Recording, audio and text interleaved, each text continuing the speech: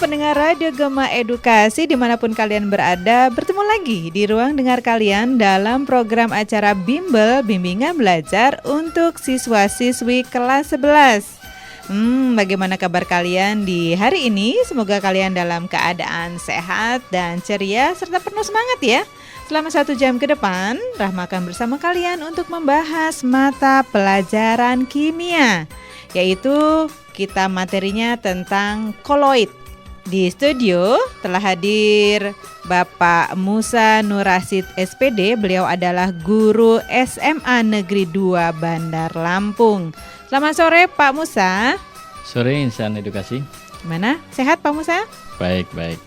Baik, jangan kemana-mana. Tetaplah bersama kami di Radio Gema Edukasi. Berbagi ilmu untuk semua setelah yang berikut.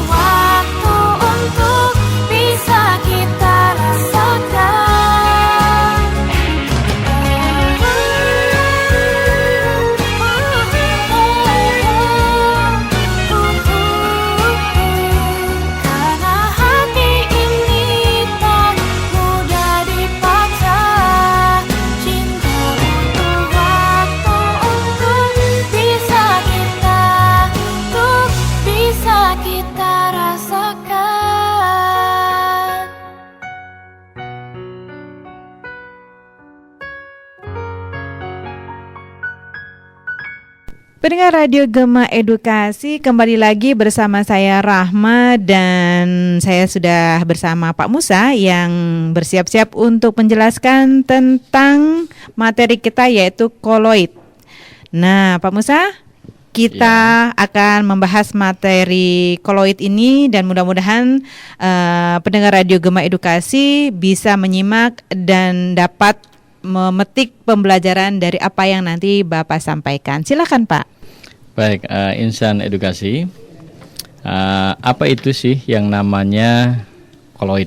Ya, sebagai contoh, saya ambil namanya krim kocok nih. Krim kocok atau yang kita kenal dengan whipped cream biasa digunakan untuk menghias kue. Ya. Ya. Krim kocok juga ditambahkan dalam minuman, jus buah, susu, es krim maupun kopi. Krim yang digunakan berasal dari bagian susu berkadar lemak tinggi atau lemak nabati. Oleh karena mengandung kadar lemak tinggi, krim akan mengembang dan mengental jika dikocok. Nah, krim kocok inilah merupakan salah satu koloid yang jenisnya busa. Jadi sebenarnya ada berapa jenis, Pak? Banyak nih, mengenai koloid ini banyak. Nanti kita akan sampaikan ya. Ya, kalau dilihat dari fase-fasenya sih ada sekitar 8. Banyak juga ya. Gitu. Cuma apa sih yang namanya koloid? Jadi pada dasarnya kita mengenal beberapa wujud zat. Ada padat, cair, gas. Ya. Nah, sedangkan ternyata di alam atau dalam kehidupan kita tidak hanya 3 tipe itu aja, padat, cair, dan gas, ya kan? Tapi campuran dari kedua fase itu. Ada yang padat cair, ada yang cair gas, ya kan? Ada yang padat gas. Nah, itu kita kelompokkan namanya adalah koloid. Oke, Gitu. baik. Nah, selanjutnya yang pertama nih, ya. Sebelum kita memasuki koloid, ya, kita akan coba bagaimana pembuatan dari koloid itu sendiri. Pembuatan koloid ini kita akan mengenal 3 nama, 1 larutan, koloid, dan suspensi. Ya, larutan itu apa? Ya, larutan sejati. Kayak air gula, air garam, itu adalah larutan. Gitu. Nah, dari larutan itu kita akan bisa membuat jadi koloid. Ya, nama prosesnya adalah cara kondensasi itu tadi. Nah, ada juga nama suspensi nih. Suspensi ini adalah campuran dari 2 zat ya, tapi dia tidak bisa bercampur secara utuh. Ya, contohnya air dengan pasir kan tidak bercampur. Ya, gitu. Nah, air dan pasir ini tidak bercampur, tapi dia bisa bercampur, ya kan? Kalau kita paksa, ya kan, gitu. Dan kenyataannya di alam ternyata banyak yang bercampur. Nah, itu juga termasuk koloid. Nah, caranya itu dengan cara dispersi, gitu. Jadi koloid ini adalah pemahaman dari mengubah ya beberapa wujud zat menjadi satu kesatuan, ya. Di mana contoh-contoh dari koloid ini banyak kita temukan, ya, banyak kita temukan. Nah, sini saya tambahkan sedikit ya. Untuk pembuatan koloid ini, yang pertama adalah cara kondensasi. Di mana cara kondensasi ini adalah mengubah larutan menjadi koloid. Cara pertama adalah dengan cara kimia. Di mana cara kimia menggunakan reaksi redoks, ya, reaksi hidrolisis, dan dekomposisi rangkap atau penggaraman. Lalu cara fisikanya yaitu adalah dengan menambahkan gel, ya, gel dari kalsium asetat. Nah, mengubah suspensi menjadi koloid itu caranya dengan cara dispersi. Nah, cara dispersi pun ada cara kimianya juga, yaitu dengan cara peptisasi, ya, penambahan logam koloid. Lalu cara fisikanya dengan cara mekanik. Cara mekanik itu cara kasar biasanya, digiling, digerus, ya, ditumbuk, ya. Contohnya tepung kanji, ya. Lalu ada juga cara busur beredik dengan menggunakan arus listrik, ya, dipaksa. Ya, seperti di blender begitu ya. Seperti di blender, gitu.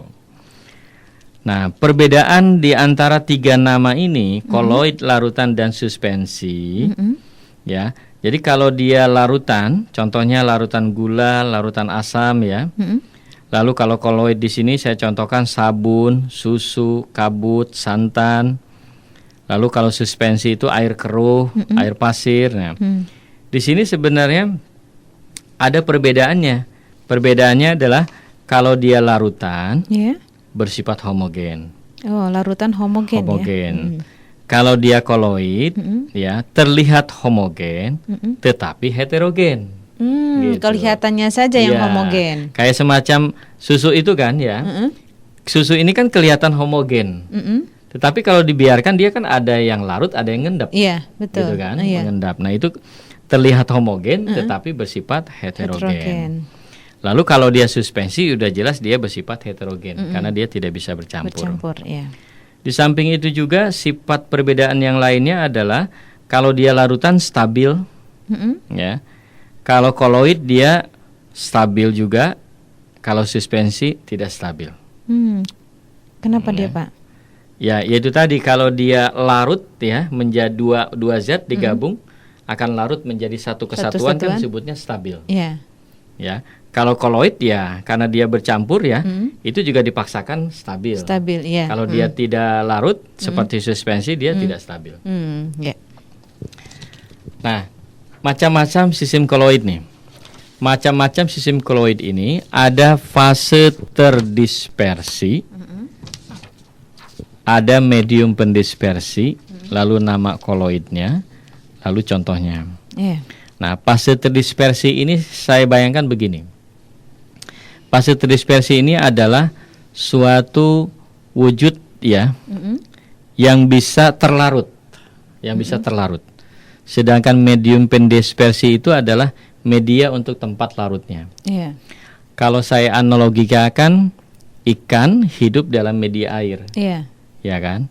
Nah, ikan itu adalah fase terdispersinya. Iya. Sedangkan medium pendispersinya atau medianya kolam ikannya itu tadi, gitu, ya. Nah, di sini yang pertama adalah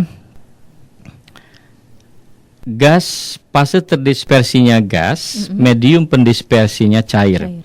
Saya punya gas, saya masukkan dalam air, maka nama koloidnya akan jadi buih, ya kan? Akan jadi buih.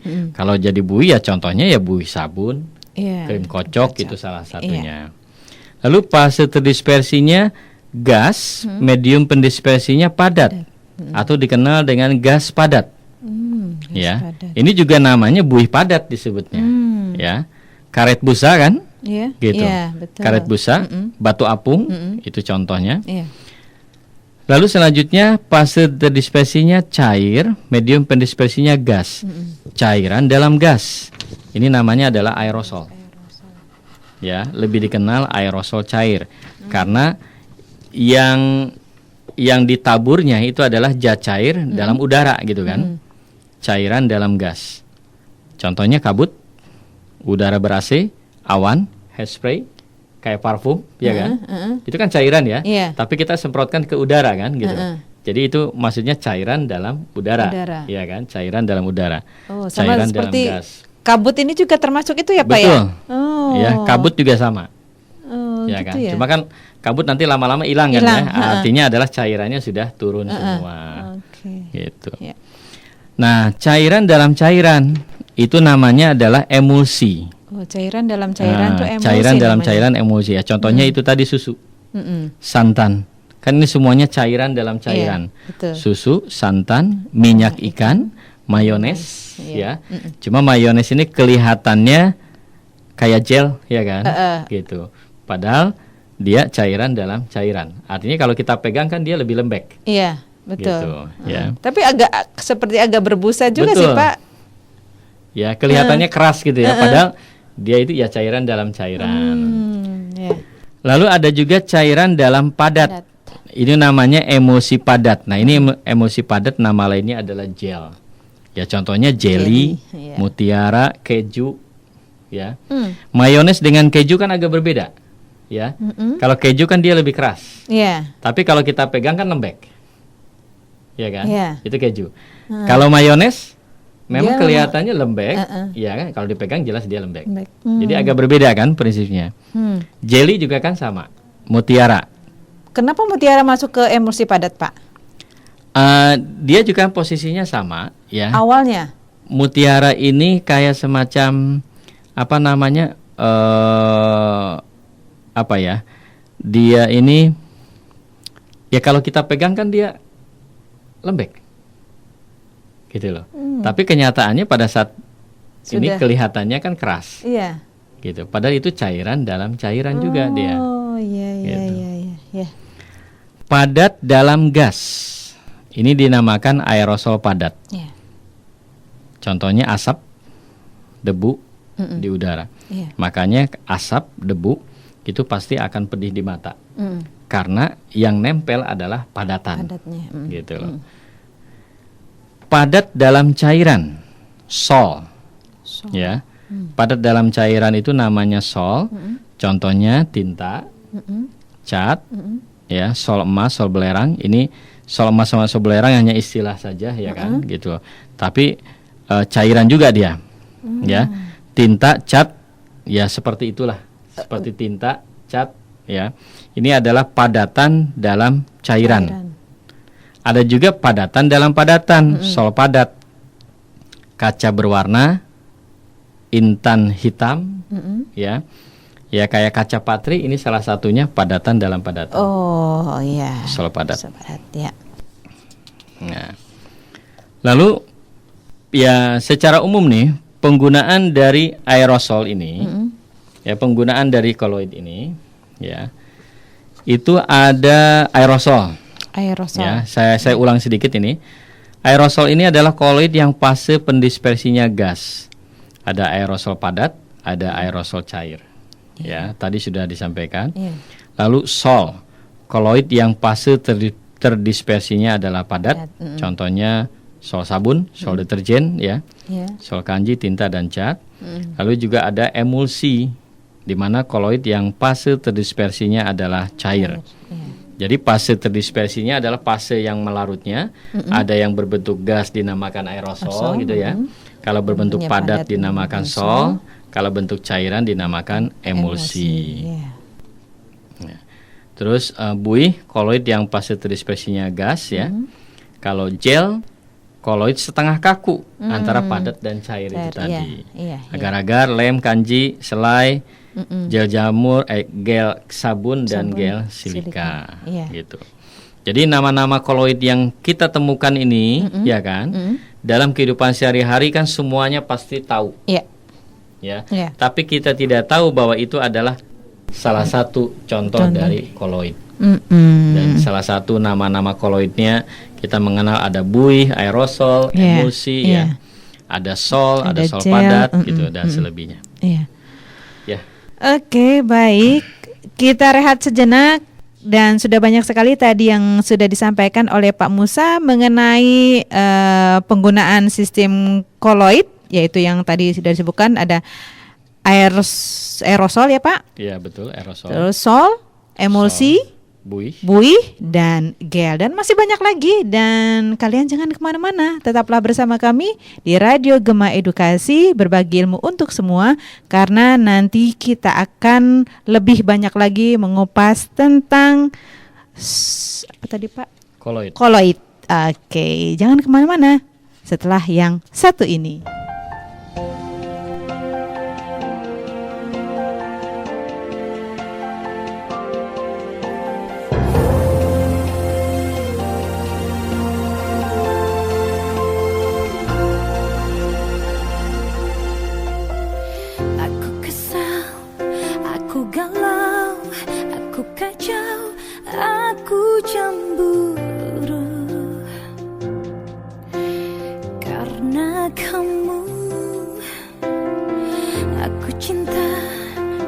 Gengsi, aku rindu ingin bertemu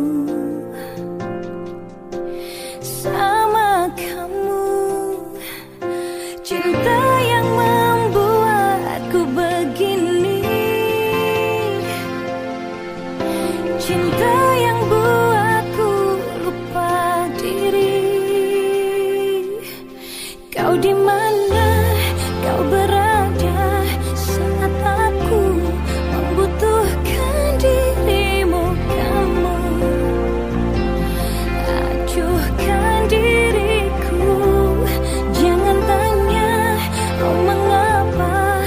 Kenapa kau pergi tinggalkan dirimu?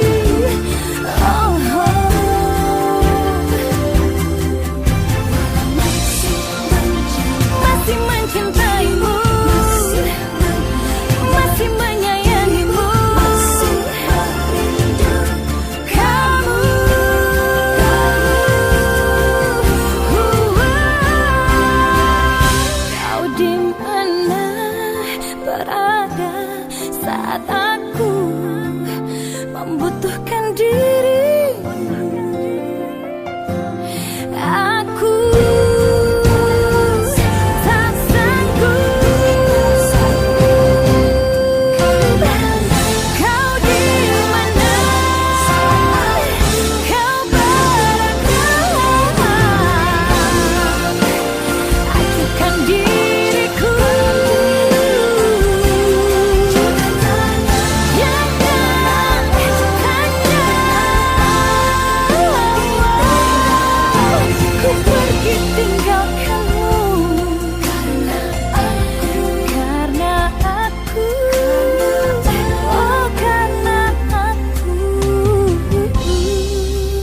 tak sanggup sendiri.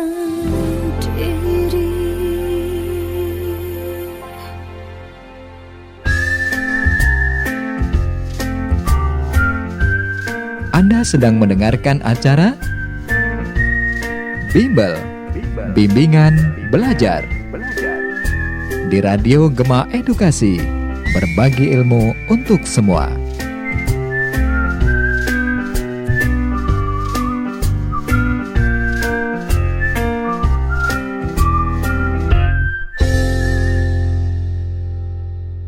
Masih dari studio Radio Gema Edukasi yang dipancar luaskan dari Jalan Dr. Andes Warsito nomor 72 Teluk Betung, Bandar Lampung. Radio Gema Edukasi, berbagi ilmu untuk semua.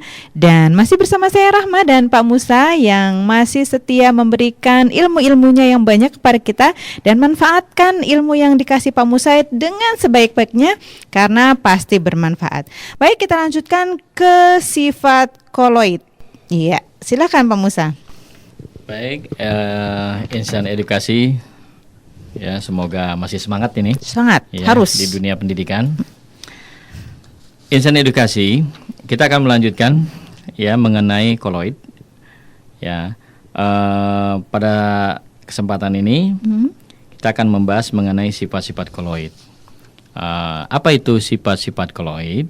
Di mana sifat-sifat koloid ini adalah salah satu sifat yang dimiliki ya oleh beberapa contoh-contoh koloid tadi, sehingga tidak semuanya sifat ini harus dimiliki semua ya, tetapi ada satu sifat mungkin yang pas ya sebagai contoh dari koloid, maka itu dinamakan sebagai koloid. Nah, sifat koloid yang pertama nih namanya efek Tyndall. Efek Tyndall ini pengertiannya adalah penghamburan cahaya.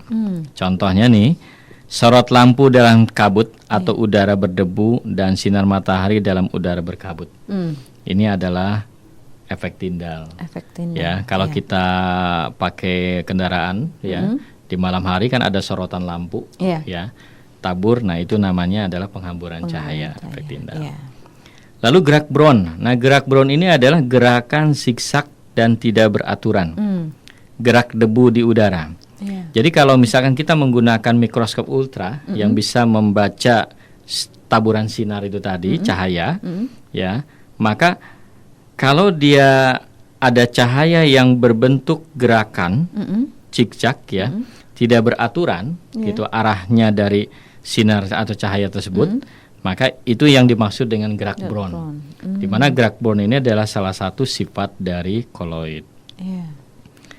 Sifat yang ketiga adalah elektroforesis. Pergerakan partikel dalam medan listrik. Ya, jelas contohnya di sini untuk menentukan muatan koloid. Ya. Sebenarnya elektroforesis ini adalah salah satunya cerobong asap, ya.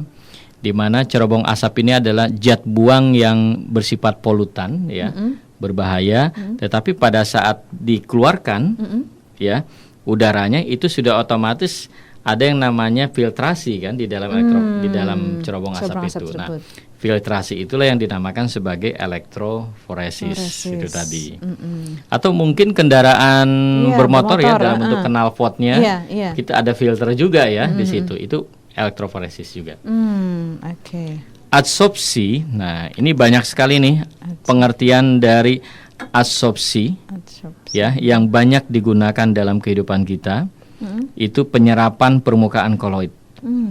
Contohnya nih pemutihan gula pasir, ya obat sakit perut atau yang kita kenal dengan norit. Jadi proses kerjanya adalah menggunakan adsorpsi tadi. Penjernihan air juga ya. Jadi diserap ya, diserap istilahnya. Ini dalam bentuk apa ya Pak? Kalau obat sakit perut kan norit dalam bentuk obat ya. Iya, betul. Ya, tapi kalau dia penjernihan air itu biasanya proses ya, ada proses. Kayak semacam di PDAM kan, itu menggunakan proses adsorpsi juga. Oh, iya, Gitu. iya. Koagulasi ini adalah pengendapan koagulan, pembentukan delta sungai, pembersihan asap atau debu, pembuatan lateks. Ya, salah satu contoh dari koagulasi juga yang paling mudah sih sebenarnya adalah kita kalau memasak telur, ya kan, memasak telur. Telur ini kalau masih bulat kan dia wujudnya cair, ya kan, gitu loh. Tapi kalau kita sudah masak, ya kan, sudah jadi telur dadar, itu kan sudah bentuknya padatan. Iya. Ya, artinya sudah terjadi penggumpalan di situ. Nah, Oh, itu koagulasi. ini koagulasi. Oke. Lalu ada koloid pelindung. Koloid pelindung adalah koloid yang bersifat emulgator atau pengemulsi, penghancuran ya. Sabun pada buih sabun, kasein dalam susu. Ya, gitu. Iya. Jadi ini sebagai untuk melindungi ya. Koloid pelindung itu untuk melindungi koloid itu tadi. Iya. Dialisis. Nah, dialisis ini adalah penstabilan koloid. Sebagai contoh adalah kalau di rumah sakit ada yang namanya proses cuci darah. Nah, ini adalah proses dialisis. Salah satu koloid ya. Jadi adalah menstabilkan koloid. Ya, menstabilkan darah itu dengan cara dimurnikan. Ya, yaitu cuci darah itu kan pengertiannya bukan berarti darahnya dicuci ya kan gitu. Tapi koloid-koloid yang ada di dalam darah itu yang menggumpal, yang berbahaya, itu nanti kan disaring, ya kan? Terus ditambah lagi dengan darah yang baru, ya, sehingga yang menggumpal-gumpal tadi itu kan dibuang. Jadi seolah-olah murni kembali, gitu. Karena yang menggumpal itulah justru kan yang bisa merusak, ya, pada jaringan tubuh kita, gitu. Oke. Lalu ini adalah sebagai tambahannya nih, ya, dalam kehidupan sehari-hari ini ada yang dinamakan proses pengolahan air bersih. Nah, pengolahan air bersih ini menggunakan sifat koloid, yaitu koagulasi. Tadi sudah dijelaskan, ya. Cuma ini lebih mendetail. Tawas itu digunakan untuk penggumpalan kekeruhan air. Jadi tawas itu digunakan untuk penggumpalan kekeruhan air. Artinya adalah kalau air itu keruh, nanti kan pasti akan jadi jernih. Kita kasih yang namanya tawas. Di samping fungsi dari tawas ini kan untuk membunuh kumannya juga, gitu ya. Adsorpsi karbon aktif nih untuk mengadsorpsi bau klorin atau zat desinfektannya. Jadi sifat koloidnya di sini di samping dia koagulasi, ada juga adsorpsi, ya. Tergantung nanti pada prosesnya yang mana gitu kan. Kalau dia hanya sekedar penggumpalannya, berarti itu adalah koagulasi. Kalau menghilangkan bau-bau yang tidak sedap atau membunuh kuman, ya, itu dengan cara adsorpsi. Contohnya menyaring air sumur keruh, jelas. Lalu perusahaan pengolahan air minum atau PAM skala perusahaan. Kalau yang ini Pak, yang di kolam renang itu? Di kolam renang itu biasanya menggunakan koagulasi. Koagulasi. Iya, jadi posisinya ditabur, ya kan, dikasih yang namanya kaporit, ya. Jadi ada tawas, ada kaporit. Jadi fungsinya kalau kaporit di sini kan membunuh kuman. Iya, betul. Ya, menghilangkan bau tidak sedap. Itu kaporit. Iya. Tapi kalau tawas itu mengendapkan kotoran. Oh. Jadi kalau kita tabur nanti dia akan bertemu dengan koloid-koloid yang berbahayanya ya di dalam air itu. Nanti dia akan kesaring ke bawah. Gitu loh. Jadi kotoran-kotorannya kita saring, dia akan terendapkan di bawah. Jadi pada saat dia pembersihan, yang bawah itu yang disedot. Oh gitu. Yang Jadi dibuang. bukan airnya, Bukan tapi airnya, yang bawahnya. yang mengendap itu begitu. disedot, ya kan? Nah, otomatis kan yang di atas tetap Tetap bersih. bersih. Oke. Karena kotorannya akan menggumpal di bawah. Iya. Itu fungsi dari tawas. Iya. Lalu kestabilan koloid nih. Kestabilan koloid ini juga ada dua tipe, ada koloid liofil, ada koloid liopop. Koloid liofil ini adalah koloid stabil.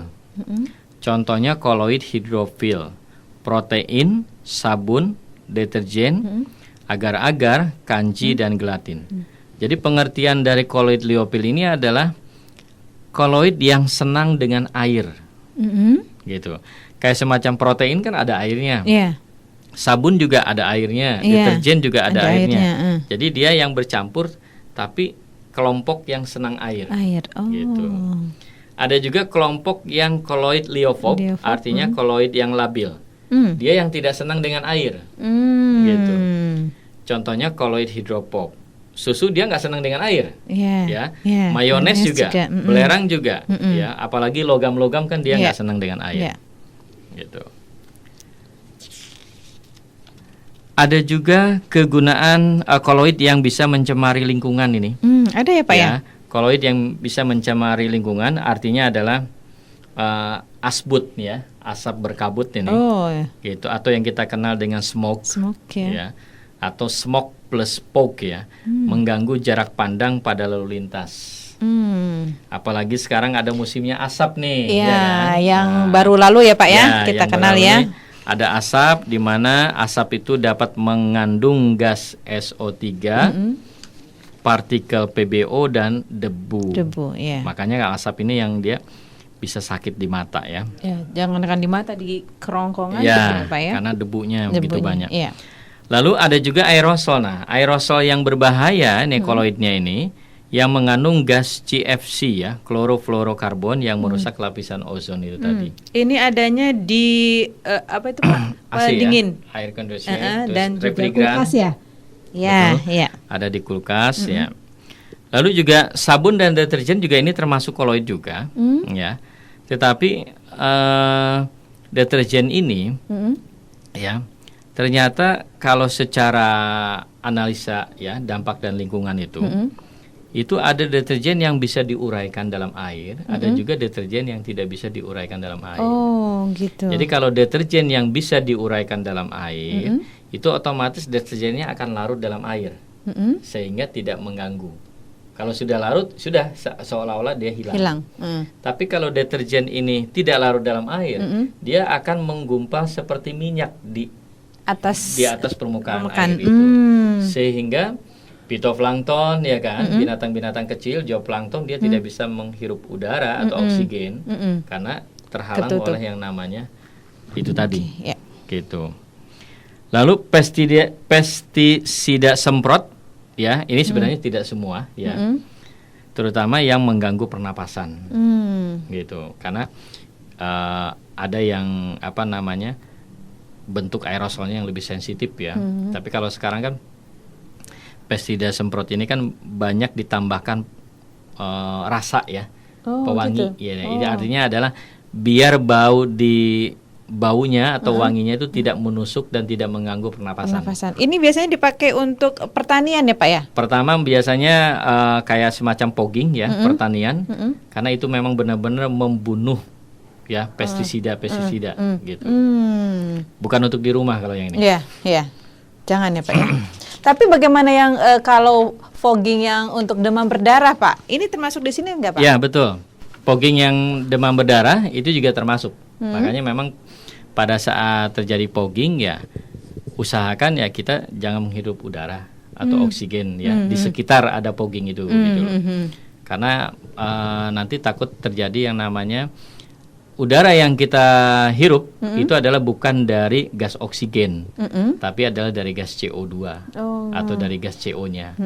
Nah, itu justru akan menghambat atau mengurangi proses pernapasan. Sehingga kita kelihatannya untuk napasnya sulit. Susah, karena iya. terhalang. Iya. Gitu. Jadi yang wajib menghirup adalah nyamuknya ya Pak ya? Iya, mungkin. Oke. Baik pendengar Radio Gema Edukasi, semakin mengasihkan dan semakin banyak pengetahuan yang tadi sudah disampaikan oleh Pak Musa, dan mudah-mudahan ini juga akan menambah wawasan kalian dalam ilmu kimia.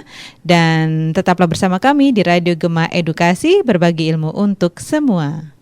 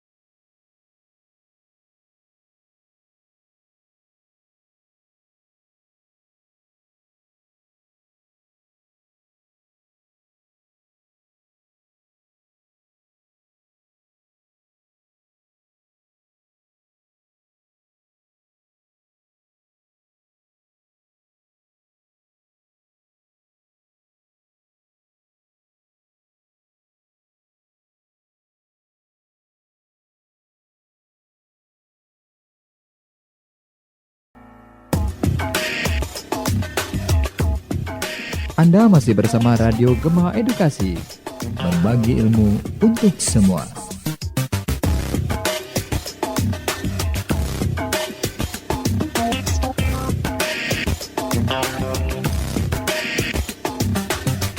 Baik pendengar Radio Gema Edukasi, terima kasih atas kebersamaannya, dan juga kita masih melanjutkan kembali tentang bimbel ini bersama Pak Musa tentang masih koloid ya. Dan sekarang adalah kesimpulan dari materi yang tadi telah disampaikan oleh Pak Musa. Silakan Pak. Baik, insan edukasi ya. Untuk pertemuan ini kita akhiri dengan kesimpulan ya. Jadi sistem koloid ini banyak digunakan pada kehidupan sehari-hari, terutama dalam kehidupan sehari-hari. Hal ini disebabkan sifat karakteristik dari koloid yang penting.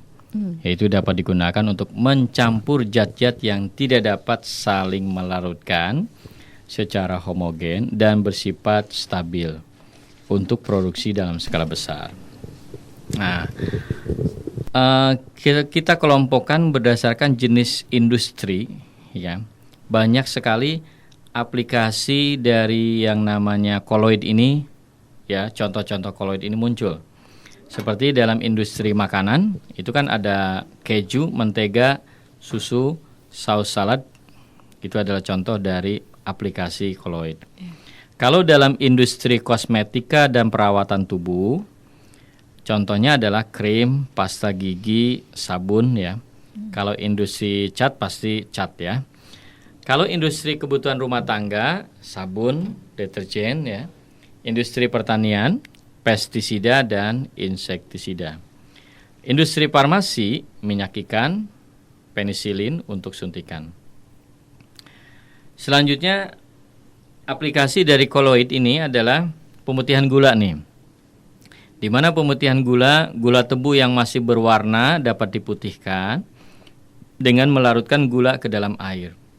Kemudian larutan dialirkan melalui sistem koloid, tanah diatomai atau karbon. Partikel koloid akan mengabsorpsi zat warna tersebut.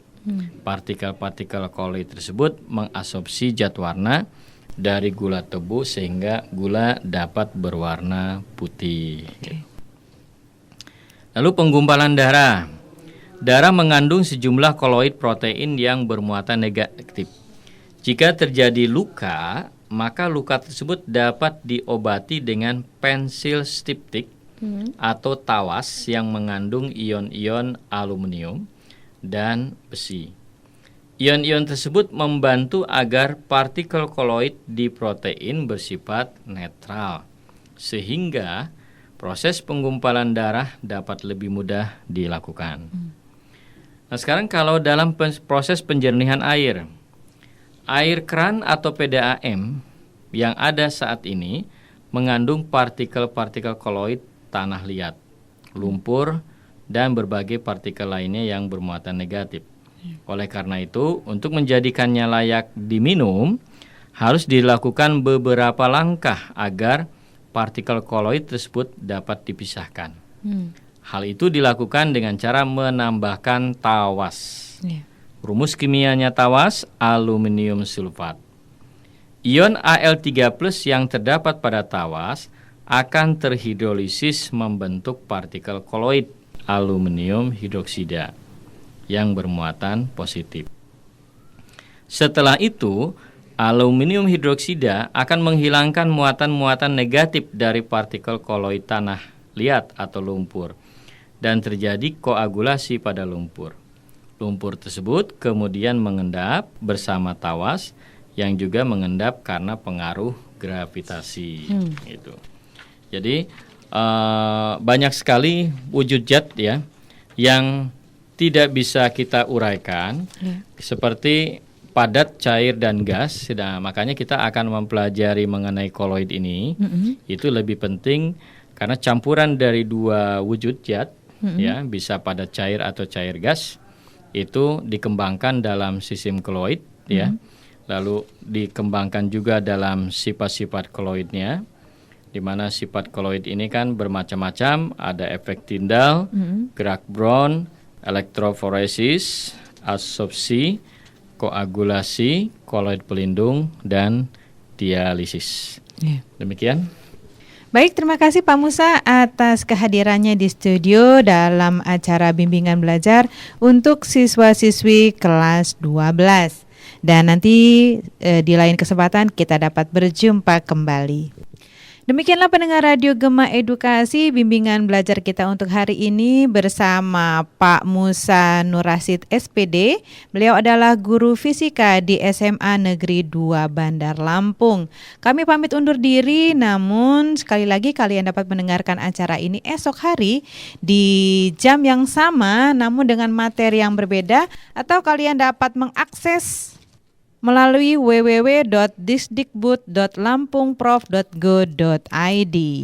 Saya Rahma dan kru Radio Gema Edukasi yang bertugas dari Studio Dinas Pendidikan dan Kebudayaan Provinsi Lampung, Radio Gema Edukasi, berbagi ilmu untuk semua, mengucapkan terima kasih atas kebersamaannya, tetap semangat, beraktivitas, dan sampai jumpa.